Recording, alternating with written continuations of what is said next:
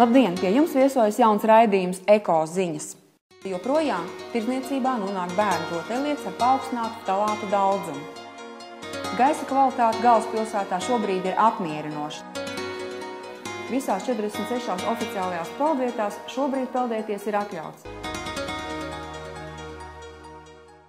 Patērētāju tiesību aizsardzības centrs vērš uzmanību, ka joprojām tirdzniecībā nonāk bērnu rotaļlietas ar paaugstinātu ftalātu daudzumu. Cilvēki bieži vien pat neiedomājas, ka mīļais lācīt vai plasmasas pīlīte ir tas, kas bērnam izraisīs alerģiju. Ar ķīmiju ir tā, ka viņi atstāja sekas ilgstošākā periodā, un cilvēki vairumā gadījumu pat nekādā veidā nevar konstatēt to, ka šī prece var saturēt kaut kādas aizliegtās vielas, kuras var arī apdraudēt veselību. Centrs 2010. gadā pārbaudīs 555 dažādas rotaļlietu modeļus 53 tirdzniecības vietās. 223 modeļiem konstatētas dažāda veida nepilnības. Kopumā tika apturēta 48 rotaļlietu realizācija. Katrai Latvijas tirgu pieļautai rotaļlietai ir jābūt šis te obligāts CE marcījums. Šis marcījums ir apliecinājums par to, ka rotaļlieta tiek pārbaudīta, ka viņa nesatur plasmasa ftalātus, ka krāsas nav kaitīgas, materiāli viss ir droši un tā mantiņa neizraisa nekādu kaitījumu bērnu veselībai. Visās 46 oficiālajās peldvietās šobrīd peldēties ir atļauts. Tā ziņo Veselības inspekcija. Tāpat laikā Veselības inspekcija norāda, ka finansējuma samazinājuma dēļ agrāko vairāku simtu peldvietu vietā šobrīd tiek regulāri kontrolētas tikai minētās 46. Šobrīd monitorings notiek 46 oficiālajās peldvietās.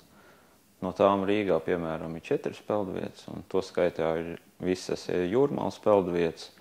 Un Latvijā peldsezona sākās jau oficiāli 15. maijā, un pirms tam mēs veicām pirmās monitoringa analīzes, un šobrīd visās peldvietās ūdens kvalitāte ir laba un var droši peldēties.